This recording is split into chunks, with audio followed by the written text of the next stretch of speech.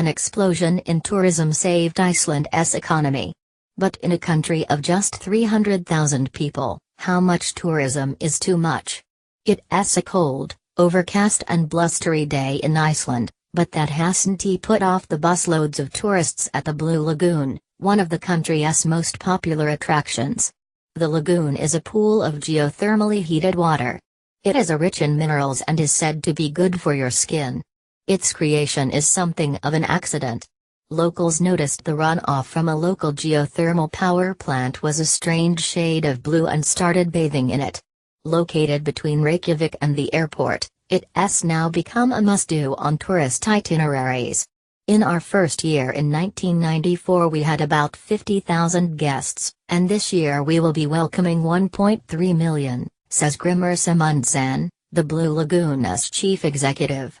That success reflects the astonishing growth of tourism in Iceland as a whole.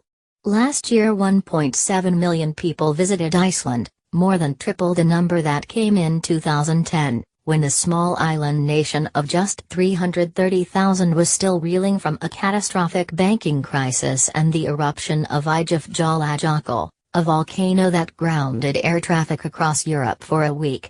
At the time the eruption was seen as a disaster for tourism, but that pessimism proved ill-founded. In the long term it had a tremendous positive effect because Eyjafjallajökull was one of the things that put Iceland on the map. Mr. Simonsson says. Maybe tourists heard of Iceland for the first time in the various airports when they were stranded. The sudden interest from travelers could not have come at a better time.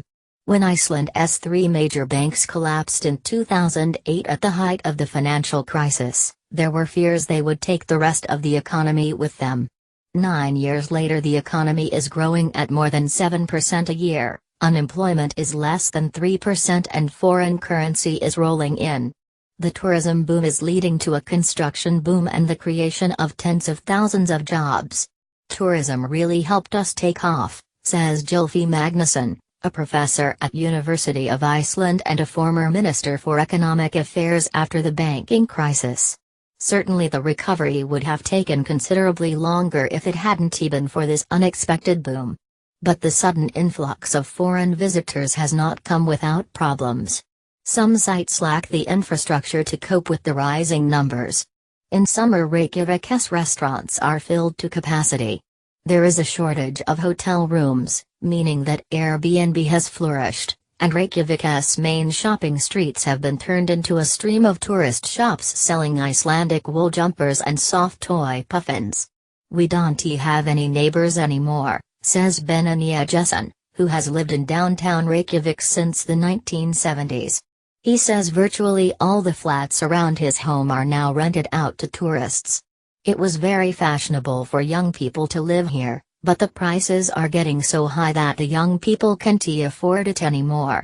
Speculators have come here and bought up apartments and stores and we're worried about its future as a residential area.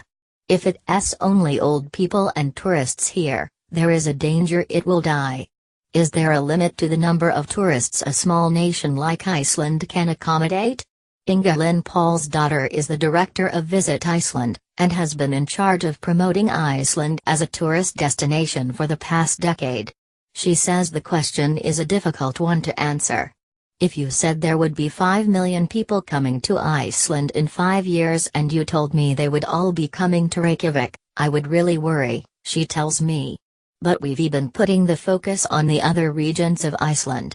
If you get numbers like that spreading around Iceland, visiting other communities, then you have a completely different scenario. At this point I don't think we have an overflow. If you talk to someone just outside Reykjavik they complaining that they want more travelers to come and visit them. I asked longtime Reykjavik resident Benani Ajesson if he would ask people not to come to Iceland on holiday.